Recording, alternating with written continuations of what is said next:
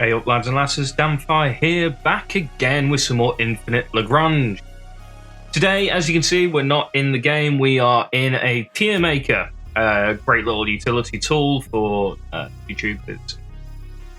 Even not even YouTubers, you guys might have a bit of fun making tier lists yourself. Either way, we are going to do a tier list of all of the ships, so please bear with me, this will be a bit of a long video. What I will be doing though is in the description below there will be timestamps to skip you forward to the hull categories. We will be doing this by frigates, then destroyers, cruisers, etc. We'll go through all the ships. Something to note as well is I will be only covering the base hull variants of each of the ships, not the extra variants that they can get. This is due to the fact that it's very difficult to get hold of them. They drop at a percentage chance and they're much harder to get than just the base full version. Something also to note going into this, I will be taking into account the fact that armor is flat damage reduction.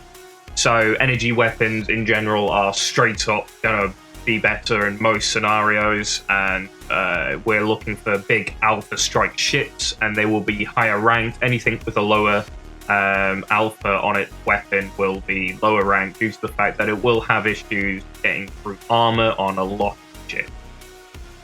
Bearing that in mind, don't forget to like, comment and subscribe because it does help me out and it helps the channel out, and it's always good fun and you'll catch more content that way.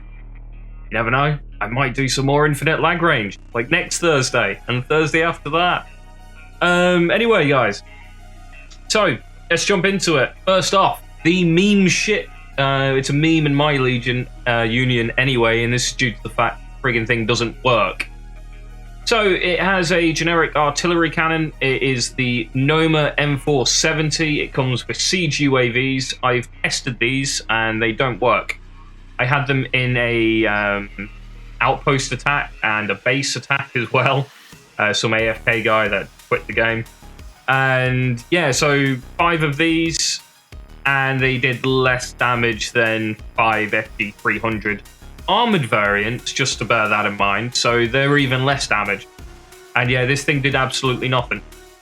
So, with that in mind, our first ship in this tier list, the Noma M470, is D tier. Next up, we're looking at the Xeno Stinger. This is a really cool ship. It's got an interesting design. I'm not a fan of it visually, but it comes with 2 weapons. It has a generic battery system. This is more anti-air than anything else, but it does come with the Stinger UAV attack system, and by God, can this thing dish out some damage. Upgraded, mine's just sat under 9,000, just sat under 10,000 damage per minute, and it can just chuck out massive amounts of damage. They are energy type weapons as well, these UAVs, so they don't have the issue of armor, which in my opinion, for the frigates anyway, this is our first S rank. We are now looking at the Mer Serenitatis, however you say that. This is quite a cool ship. It's got a massively powerful torpedo on it on the base variant, and it has some cannons as well. The cannons are not too great. They're near defense, so they are sat there more as an anti-aircraft role than anything else. Torpedo, though, does chuck out a good amount of damage. It has got a slow fire rate, but the fact that it does as a base, I think it's 370 damage on hit, which means it's a nice big alpha strike. So we're going to stick that in A tier as it will not have issues so much against enemy armor. We then come up to the Ruby. Now the Ruby has a railgun system, so there is projectile, not energy, which sucks a little bit, and it does 320 damage per hit, which does make it in one of the big alpha type ships. Its stats otherwise aren't particularly great. Armor and stuff, it's not great on frigates anyway, and it comes with a anti-aircraft weaponry as well. So this is also A tier due to the fact that it, as a frigate, it can dish out considerably large amounts of damage. And yeah, it's good, definitely good. We then come to the Reliat. This is a cool one. Unfortunately, I'm not talking about the cool variant, which is the stealth variant. We have to talk about this one. So the anti-ship type comes with rapid-fire cannon systems. Again, this is more of a anti-aircraft, anti-corvette system. And it comes with the anti-ship torpedo system. These are cluster torpedoes doing 35 damage 4 times. 4x5 times. And there's 2 of them. So it's a lot of damage. Unfortunately, because it is damage per hit is only 35, it struggles with armor, which makes me put it into B tier. It will be great against other frigates, but anything stronger than a frigate, it's going to struggle with due to the armor. It's just going to mitigate most of the damage, if not all of it. We then come to the Carillion. I really like the ship design on this one, sort of, because it's got this weird square bridge, and the rest of it's got these nice curves and stuff to it, and then a square bridge. It's kind of like the guy that designed it kind of got bored, just went, sod it, square bridge, done. It has a defense system. This is a recon frigate, so it's pretty abysmal at anything else, but due to the fact that it is a recon frigate and its design is to help you warp your ships around, you move your recon frigate to a location, it's faster in cruise, and then you warp to it with your main fleet. It does make it considerably better. Either way, it's between C and B tier. I'm going to put it in C tier. I think it might be a B tier because it is recon. So its role is relevant, unlike the Noma Siege frigate. I don't think Siege is relevant most of the time because the big alpha ships do loads of siege damage anyway. Up again, we have the Mer Nubium. This pretty much has exactly the same issue as the Noma. So it's going in D tier as well. It has a salt landing UAV system, which is a siege type UAV system, and it's pretty trash. We're then having a look at the Mar Tranquillitatus. Who comes up with these names? The Mer Trank. What we're going for. I'm not going to even try and pronounce that again. So it has 2 weapon systems, a dual rapid-fire cannon system and a missile system, which is rockets, apparently. Unfortunately, the damage isn't great, but it is very, very strong anti-frigate, which makes me, same as the Reliant, putting it into B tier, due to the fact that, again, it can just decimate frigates, but as soon as you get to destroyers, it's going to start struggling, and cruisers, yeah, not particularly great at all. We then come to the very first ship that you ever get in the game, the FG-300 multi-role frigate. Yeah, it's D tier. I guess I could put it. Here I go, right. D tier. It's got okay damage output against other frigates. As soon as you hit destroyers, damage drops off pretty badly. So yeah, I believe it's going to be C tier. So with that, that is my ranking for all of the frigates. So we have the Xeno Stinger in S tier, Ruby and the Mer, not Tranquillatus, the other Mer in A tier, Reliant and the other Mer in B tier, C tier is a Carillion and the FG-300, and D tier, the Mer Nubium and the Noma M470. So quick cut, and we'll jump over to the destroyers next. So, destroyers up next for tier listing, or however you wanted to call this. So, first up, we have the Guardian Support Destroyer. This thing is really cool. So, this is the first ship that you can sort of get hold of that has proper support capabilities, i.e., it can heal.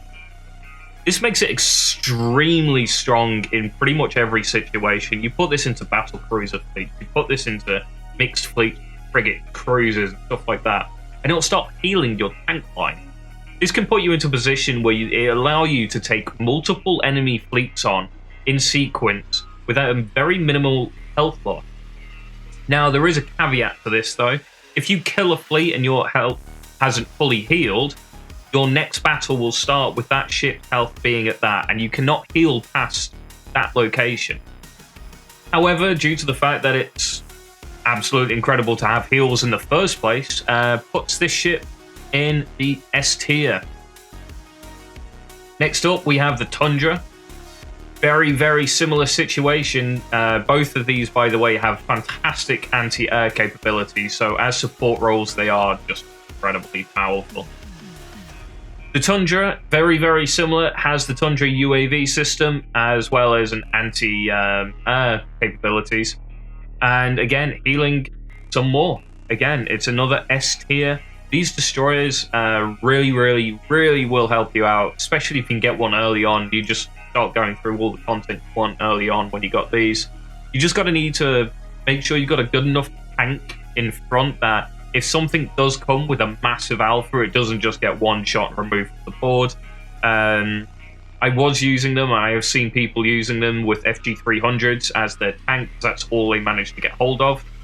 And going into level 7 fleets, and the Battlecruiser just one shot at the FG300. So at that point, it's useless. But if you can get yourself into the cast of the cruiser line, sit these behind them, you're pretty much solid. There's not much that can one-shot, if anything, one-shot a cast in the first place. So these healers are really, really powerful.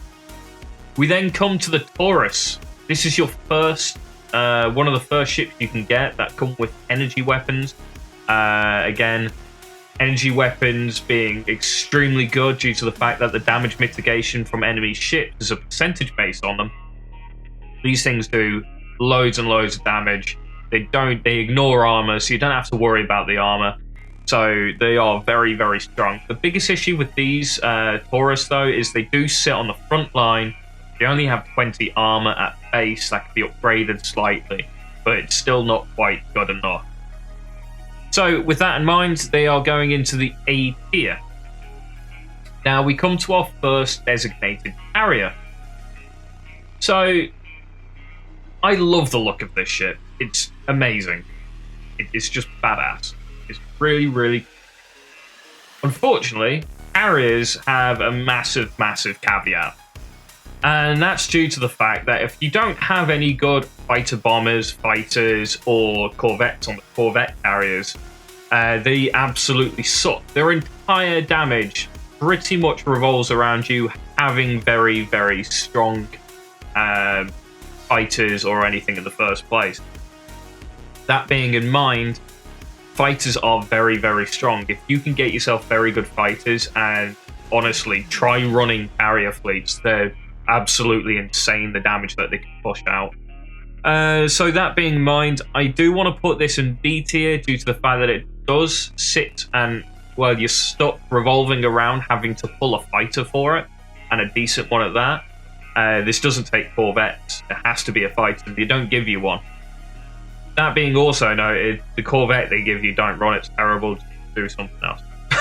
So, I think all carriers are going to sit in the B category. They can quite easily be in the S category, though, if you get the right fighter for them or bomber.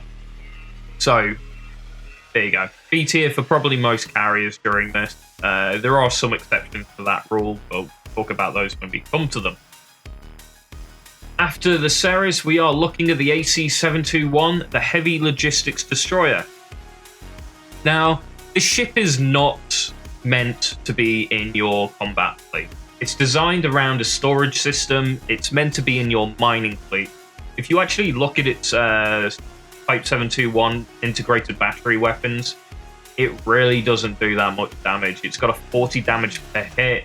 Okay, yeah, it's got good damage per minute, but that's only going to be affected if you're attacking enemy frigates, destroyers.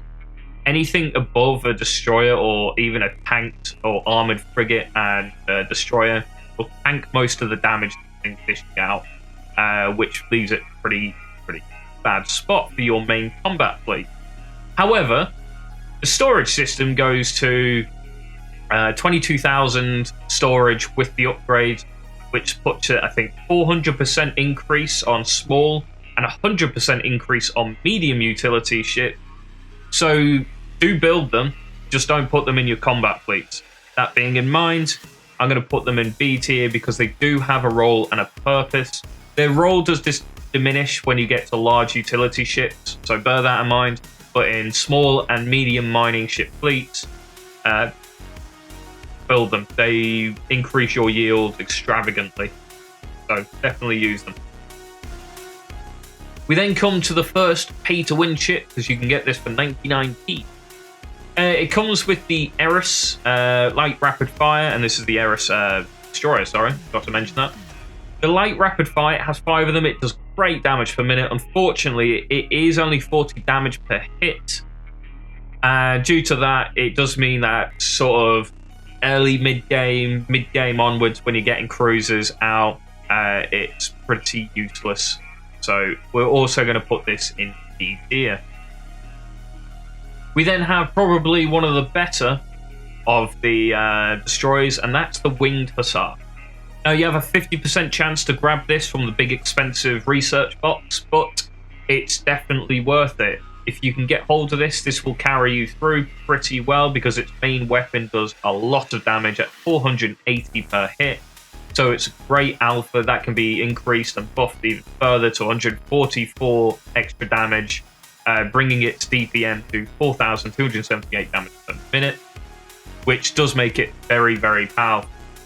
Its missile system is also not something to joke about, doing 168 damage per hit and 4 times 168. So it does do quite a good bit of damage, but its main role is anti-armored ships with that front weapon. That being in mind, because it does a lot of damage and you can take it into the late game and it'll still do a lot of damage, it is an A tier destroyer.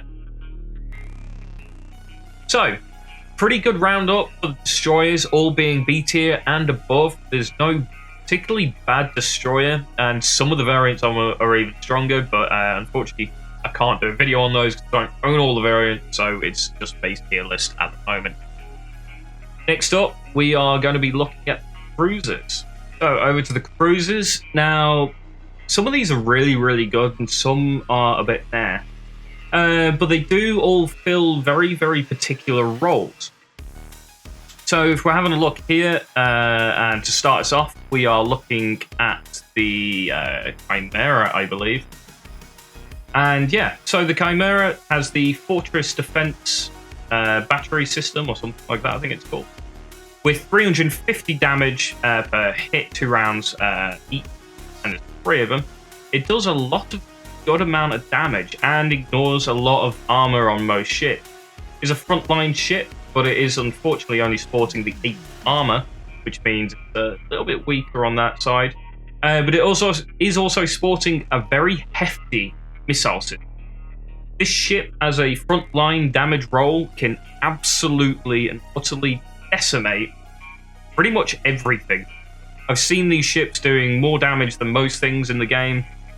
With that bearing in mind, and its projectile, it's going to be A tier. It's borderline S tier, to be honest with you. But the fact that it is only 80 armor frontline does bring it down a little bit, because it will get targeted and they will drop pretty quick. But it is fairly tanky, and its damage is crazy powerful. And with the upgrades and stuff you can get on it, you can just push the damage through the roof, even to the point where some Battlecruisers can't keep up with it. Next up, we have the light cone. Why is it called a light cone? It's some sort of traffic thing.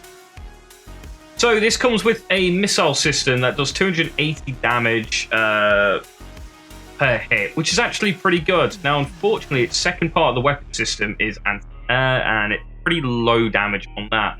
It does compensate that, though, by running an anti-aircraft UAV system. So UAVs are quite strong in the game, and obviously I mentioned earlier that fighters and fighter bombers, if you get really good ones, are very, very powerful. This puts this ship in a very niche position where it's potentially extremely strong, and definitely worth trying to grab hold of. Maybe only running limited amounts in fleets, though. So you might be looking towards maybe running like 4, maybe 5 of these in a fleet, just to give you that anti-air coverage that you need. And again, it does a very good job of that. Due to that, I'm going to put it also... No, I'm going to put it in B tier. It is in a niche role that depends if it needs to be filled or not. Depends on the opponent that you're attacking. Yeah, I think that's about right. If you don't agree, again, drop down in the comments below and have a go.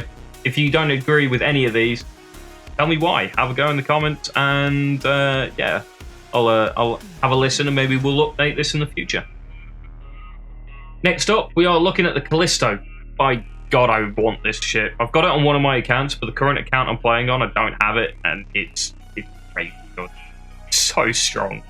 It sits very nicely in the back row, just firing endless streams of cluster torpedoes, and each cluster is 350 damage, and 4 times 8 of that.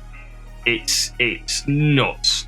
It's really, really strong. This is an S tier ship, like straight up.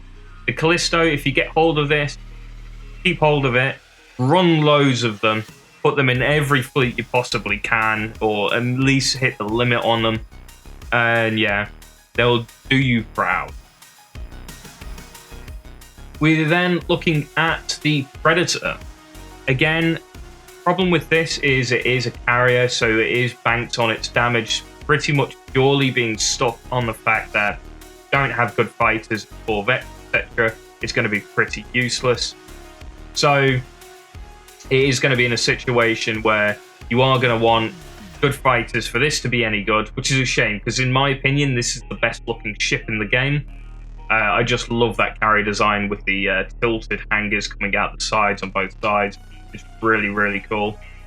So yeah, definitely have a look at the Predator. If you've got good fighters, if you can get hold of this thing, you're going to be sorted. If you get it and you don't have good fighters, well, you're in a bad situation. Due to that, it's going to be ranked in the B tier. It's a shame. Again, I love the look of that ship. We're then looking at the IO. I think it's IO and not low, maybe. It has the massive iron cannon. This thing just looks like a floating gun. It's an energy weapon with high damage output. It just melts things. In all of my fleets so far, this has been the highest damaging ship I've owned. Like, just flat. So, with that being in mind, and it being energy, S tier. And it's not only got fantastic weapons, stuff like that, and looks like a flying gun. The visual appearance alone just got brings right up there as well. So, badass looking ship, badass laser equals win. We're then looking at the Cass. The Cass is the cruiser that you can get from the box that they give you at the start of the game. It's the first ship that I personally recommend people building, specifically because it's frontline, good armor at the time, especially if you haven't pulled anything better anyway. And it will sit quite happily on the front line, soak up loads of damage. Its torpedo launching system is nothing to write home about. It's a little bit on the slow firing end, but it is a big hitter, which means it deals with armor quite well. It also has the integrated anti-ship cannon, which again is another 300 damage, massive, big slug of damage coming out. So it does fill quite a nice role of doing great tank and the ability to do pretty decent damage. So we're going to rank that in A tier. Last but not least, for the cruisers, we have the KCCP version 2. So yeah, this is another one of the ones that they give you for free. It's got a big hitting missile system and a siege torpedo system. I unfortunately don't like them though. They should be better than they are, but they are filling a more siege role, and it feels like the cannon system, that the siege cannon, siege torpedo system, doesn't seem to hit ship particularly well. I don't know if that's on purpose or not, but whenever I've been running these, they don't seem to do particularly well, especially compared to like the Cass, which seems to do much better. With that being in mind, I'm going to rate this C tier. Next up, I'm not sure what is next. What have we got? I think Battlecruisers. Got the Battlecruisers. This is a bit of an interest.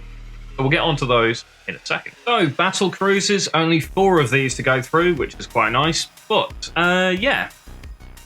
Battlecruisers are an odd ship, in my opinion. They fit in a weird role as these meant to be these big tanky ships with loads of damage output. The problem with them is the massive build time and repair times on them. To the point where I personally don't like running them due to the fact I can use them basically like once a day. Yes, they do bring a lot of damage output. Yes, they do bring a lot of tank. You lose one though, it's a lot of resources to replace. It's going to take you a 10-hour build time at minimum. So, yeah, I'm not massively keen on them. However, I can't argue that they do a hell of a lot of damage. So, first up, we have the Spear of Uranus. The Spear of Uranus is the best battle user in the game at base level. So I'm not going to be talking about the super capitals with their unlocks and stuff like that. I've seen ST-59s with more damage than Spears of Uranus because they've had a load of unlocks, for example. We're just going to talk about the base blueprint you have for them once you unlock them.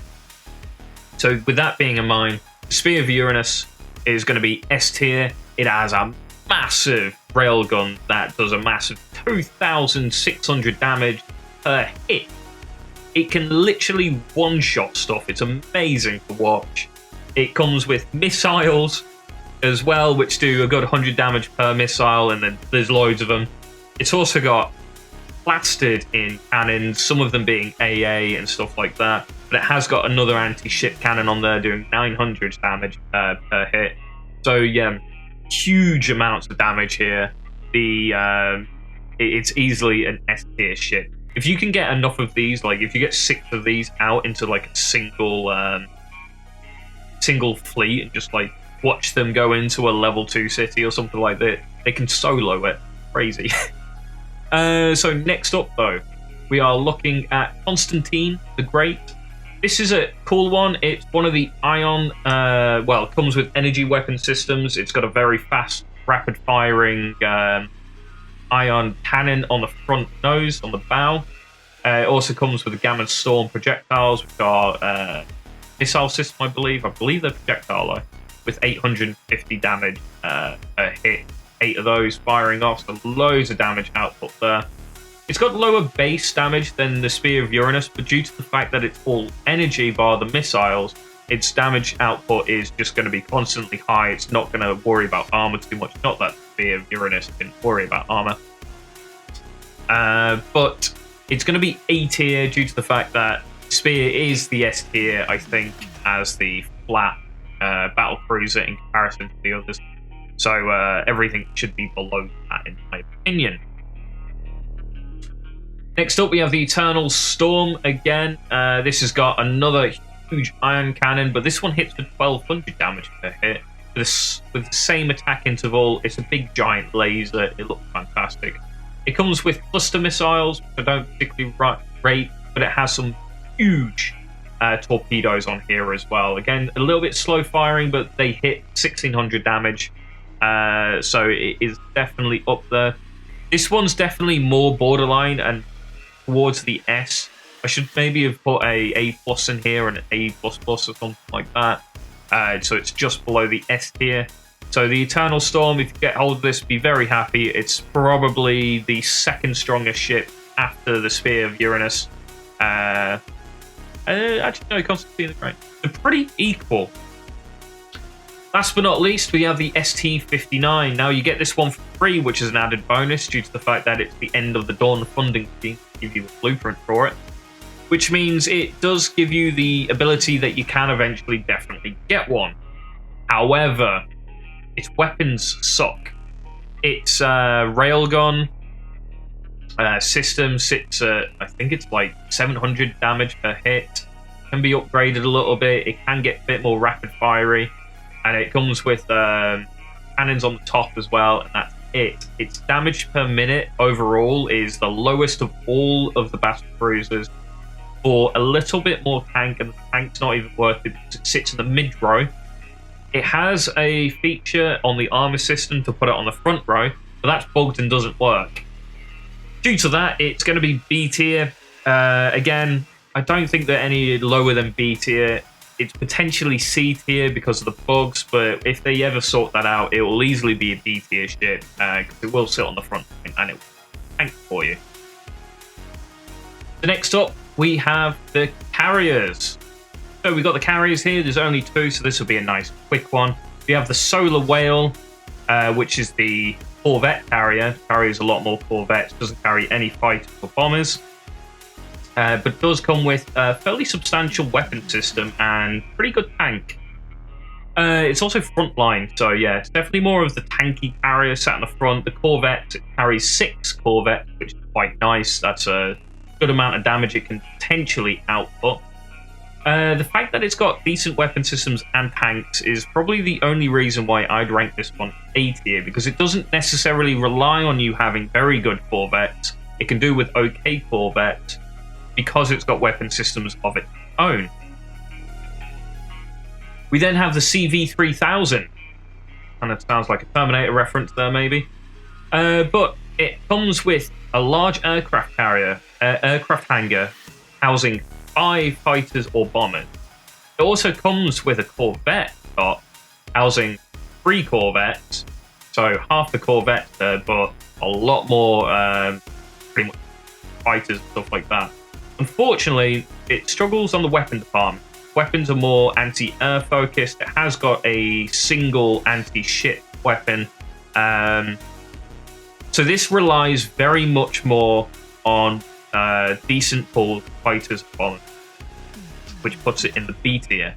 However, if you have God tier fighter bombers, which we'll be going through shortly, the CV-3000 is the better carrier out of the 2. Just to note as well, the Space Whale, it has got that UAV to heal, but it does only affect aircraft, so it's not healing the rest of the ship.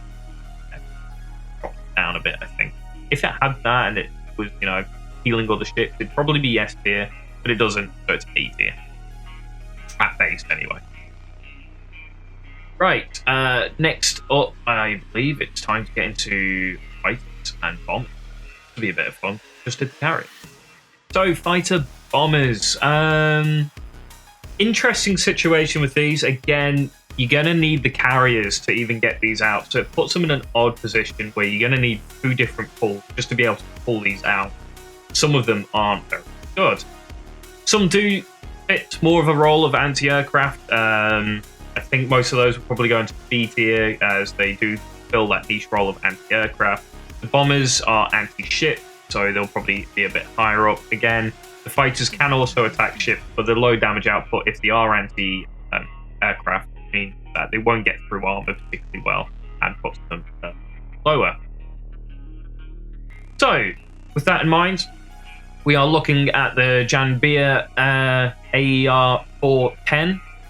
And yeah, so it's not a bad fighter. It comes with a missile launcher that does 75 damage per hit, so it can do reasonable damage to ships. Most of the ships take damage from that, especially destroyers and frigate. Anything a bit bigger than that, it's going to start struggling with, though. So with that in mind, it is meant to fill more of a like a bomber role and Corvette role. So bear that in mind. So with that in mind as well, I'm going to go A tier. Oh, no, I'm going to go B tier. I'm going to be B tier, I think, because there is other fighters on here that are considerably better. I think it doesn't deserve it. So we then have the Stingray.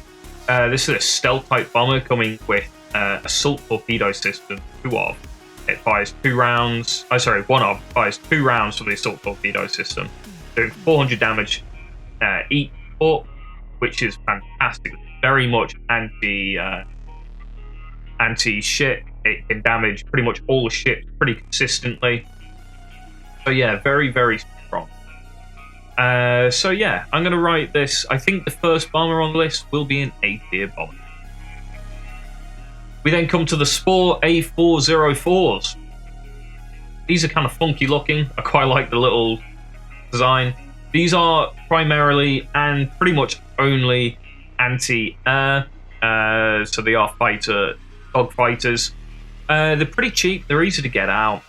but they are B tier for that reason. They don't fill any multi-role, and they are light fighters, so do struggle against other heavier fighters themselves. They're really only good against bombers in that army, because they will pretty much die to everything else. We have then the B192 Newlands Heavy Attacker.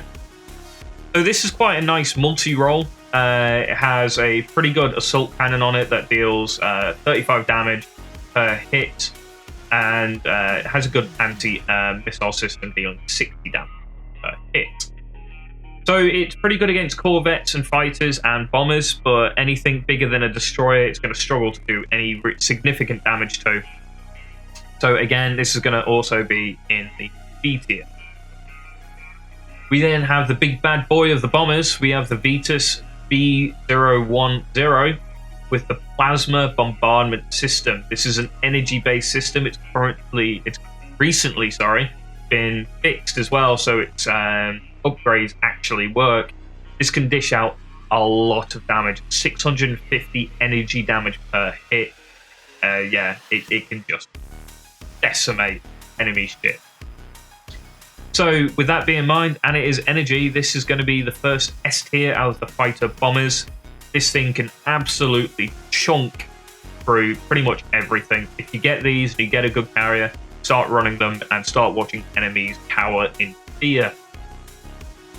We then have its baby brothers, sisters, ships are sisters, right? The Vetus A021 Heavy Attack. Fighters, I think they are. Pretty certain fighters. So they come with a precision strike system, which is a guided missile system that's 65 damage each, and a counter cannon system, which is anti-air at 15 damage per hit. So not bad against Corvettes and stuff like that, but again, it's going to be sat in this tier. It does actually come with this composite arm, which is kind of cool, which has slightly better armor than most other ships of this sort of variant. We then have the Balancer Anderson SC020s. They come with one weapon type doing 14 damage, but they come with some interesting system. They have a jamming system which reduces the target chance to hit. So that actually makes it quite usable and potentially better than most of the other fighters that I've currently listed B tier.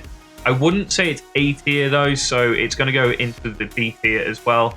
Bear in mind that this is probably borderline on the A tier because it has this chance to hit reduction for enemies, which puts it into a sort of utility role, which is quite useful in a fleet, especially if you're running mixed fleets with recons and frigates out front. This thing can help them last a little bit longer.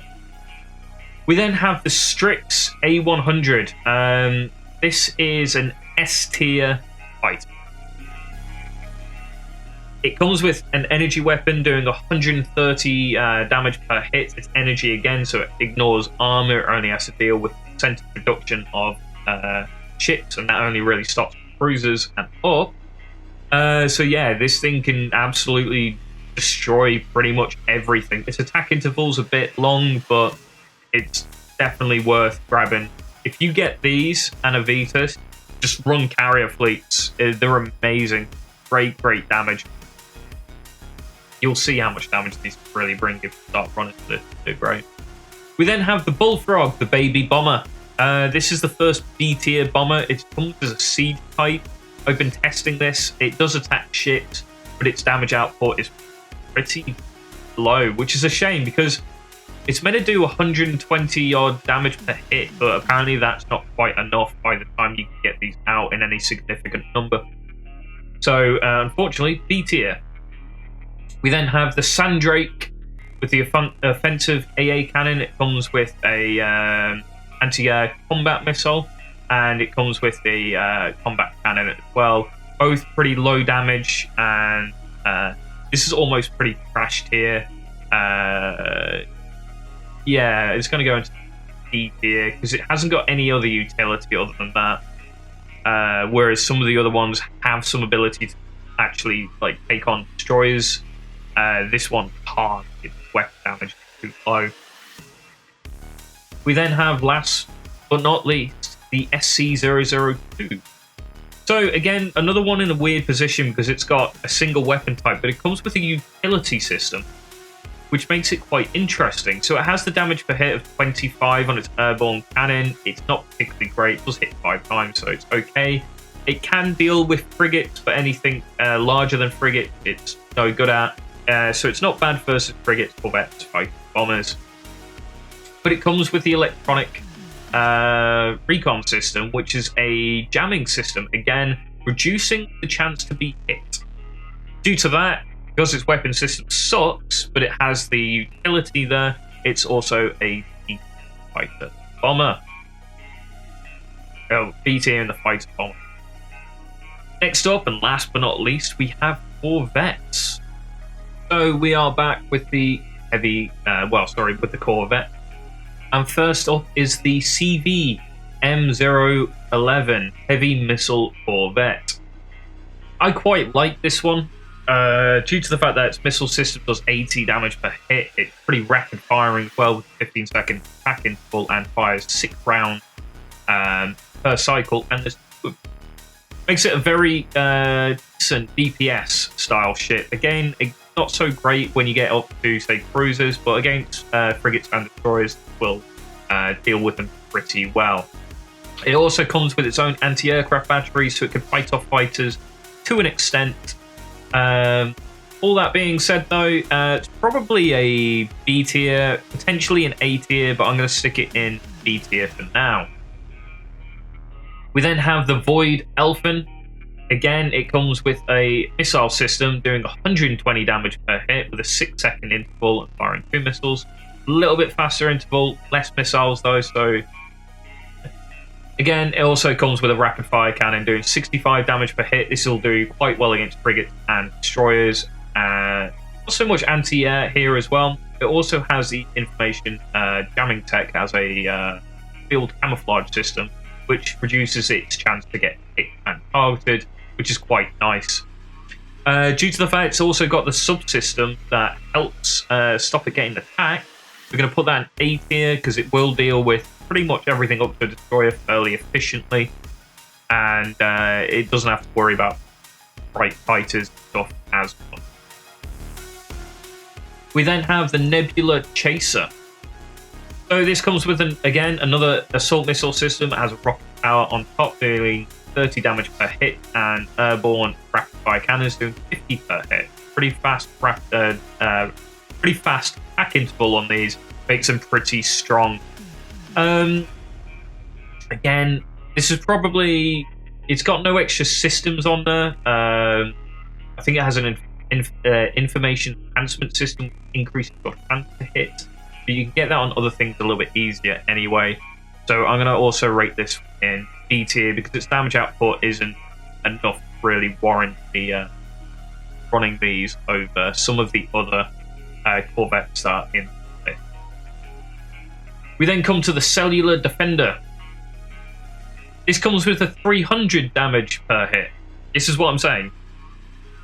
In this list, there are just straight up better Corvettes in every single way.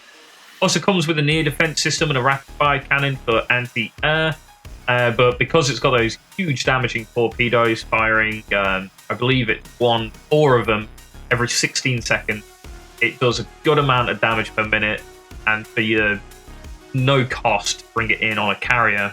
That is also an A tier Corvette.